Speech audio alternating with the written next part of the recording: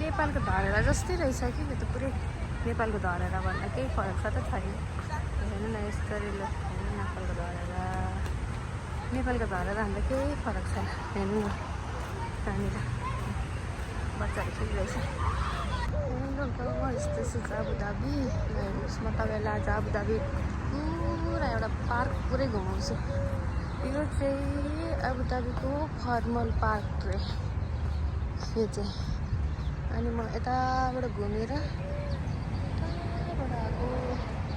अब म यसरी घुम्दैछु र म कहाँ घुम्छु के हेर्छु ल तपाईँहरू सबैलाई आज म यो पार्क घुमाउँछु। यस्तै छ यहाँनिर चाहिँ। अब यसरी गऱ्यो भने पुरा हरियाली छ कि नेपालको जस्तै यो त। यहाँनिर त पहिला खाडी मुलुकमा गल्फ कन्ट्रीमा चाहिँ यस्तो हरियाली हुँदैन थियो, पुरा खाडी हुन्छ, बालुवाबारी केही हुँदैन भन्ने सुनिन्थ्यो नि त। अहिले चाहिँ पुरा हरियाली बनाइरहेछ पुरै। हेर्नु न पुरै हरियाली छ। कहाँ चाहिँ देख्नु होला हेर्नु हरियाली सबैतिर चारैतिर यता पनि पुरै हरियाली छ कि। अनि अहिले चाहिँ पुरै त्यस्तो होइन रहेछ भन्ने भइरहेछ मलाई चाहिँ अहिले पुरा। हेर्नुहोस् न पुरै हरियाली छ। यो चाहिँ कर्लेसको यसलाई के पार्क भन्छ जस्तो लाग्यो यो पार्कलाई चाहिँ। यो फ्यामिली पार्क हो।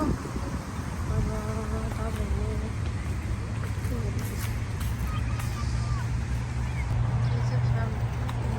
बारबिक्यू हुँदो रहेछ त्यहाँनिर चाहिँ।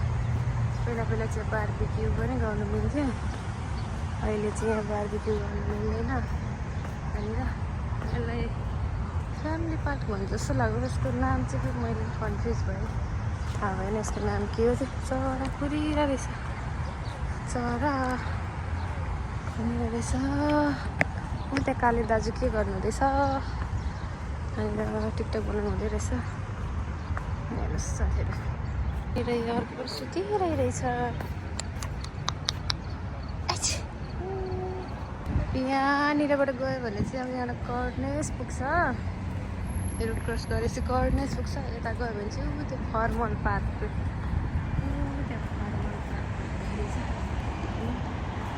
जुन गरेर त हाल्यो रहेछ। यो रहेछ यताबाट चाहिँ हाइवे निस्किन्छ। फर्मल पार्क आइपुग्यो, फर्मल पार्क। अब यहाँनिर यस्तो छ सबैहरू। उता बच्चाहरू खेलिरहेको रहेछ। यहाँ चाहिँ यस्तो रहेछ टिकटक बनाउने ठाउँ। खासै केही रहेन रहेछ, यहाँ त जङ्गल रहेछ। पुरा मान्छेहरू बारबिक्यू गर्छ। अनि यहाँ चाहिँ यस्तो ठाउँ रहेछ। के रहेछ पनि आएको थिएन पहिला। यस्तो रहेछ के रहेछ बिरालो यस्तो रहेछ। यस्तो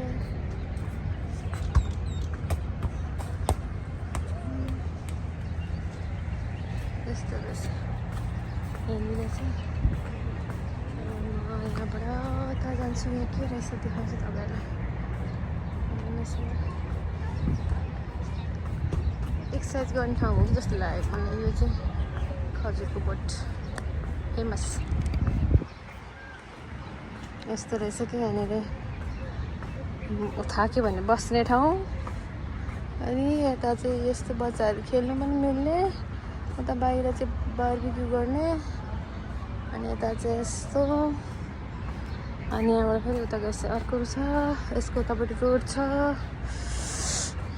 यसलाई चाहिँ फर्मल पार्क भन्दो रहेछ। म नि आएको थिएन, आज आएको। यहाँ हेर्नु के रहेछ, यता जाने बाटो रहेछ त्यसरी। हेर्नुहोस् है त्यहाँ जाँदैछु। अब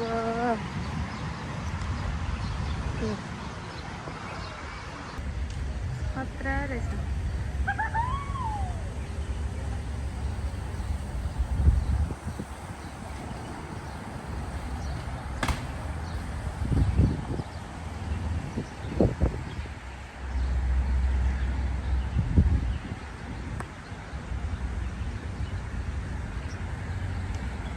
यस्तो रहेछ कुनामा पस्ने राम्रो ठाउँ रहेछ हौ। फर्मल पार्क भनेको राम्रो रहेछ। यहाँ यस्तो यहाँभित्र छिरेपछि चाहिँ यस्तो रहेछ है।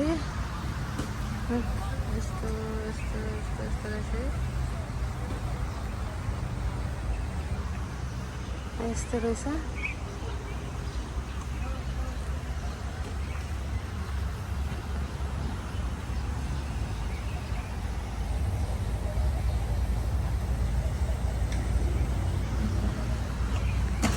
बच्चाहरू खेल्ने ठाउँ पनि छ त्यहाँनिर चाहिँ यस्तो बच्चाहरू चाहिँ पुरा नेपालतिर चाहिँ चौतारो जस्तो भनौँ न हामीलाई चौतारो जस्तो पहिला चाहिँ के अरे नेपालतिर चाहिँ चौतारो भन्छ यहाँ चाहिँ अहिले बस्ने ठाउँ रहेछ त्यतातिर नजाउँ होला यतै फर्केमा अब यसै छ चौतारोमा फेरि म यो अर्को चौतारोमा आइपुगेँ यहाँनिर चाहिँ बच्चाहरू खेलाएर अनि बच्चाहरूले खेलाउनु लाउँदाखेरि राख्ने कुराहरू राख्छ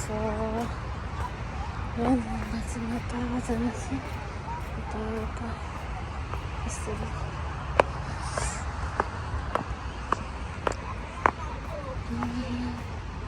यहाँबाट झरेर मजा रहेछ नेपालको धरेरा जस्तै रहेछ कि यो त पुरै नेपालको धरेरा भन्दा केही फरक छ त छैन हेर्नु न यस्तरी नेपालको धरेरा भन्दा केही फरक छैन हेर्नु न त्यहाँनिर बच्चाहरू खेलिरहेछ यो चाहिँ पुरा झर्ना छ पानीको झर्ना यस्तो छ झर्नाहरू छ यो चाहिँ नेपालको चिया बगान जस्तै देख्दो रहेछ कि यो चिया बगान जस्तै चिया बगान इलाम जानै नपाइने रहेछ चिया बगान हेर्नलाई यहीँ आबुधाबीमा आएर हेर्न हुने रहेछ ल सबैजना यहीँ आबुधाबीमा आएर चिया बगान हेर्नु होला ल हेर्नु कत्रो छ पो त यहाँ त फेरि चिया बगान त कत्रो त्यहाँ चरा दुइटा चाहिँ पुरा नाचिरहेछ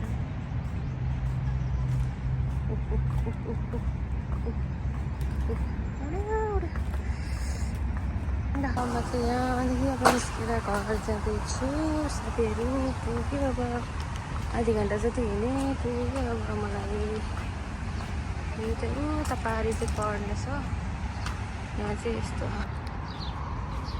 नेपालको वन जङ्गल जस्तै छ कति राम्रो कति सफा क्लिन हेर्नुहोस् क्लिन त्यस्तै क्लिन छ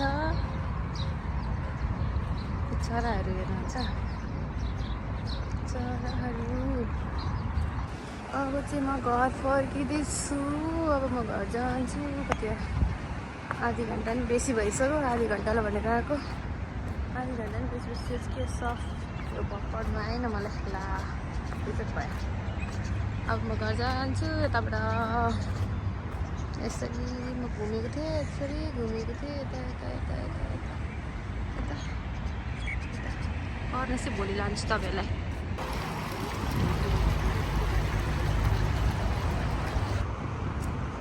कति राम्रो फुल हेर्नु न यस्तो राम्रो फुल आएको राम्रो रहेछ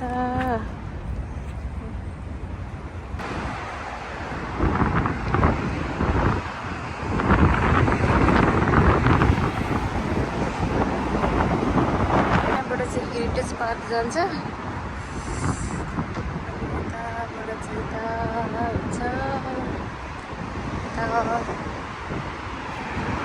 ल है यो चाहिँ के भन्छ यसलाई खै के ठाउँ भन्छ थाहा भएन ठाउँको नाम चाहिँ तर अब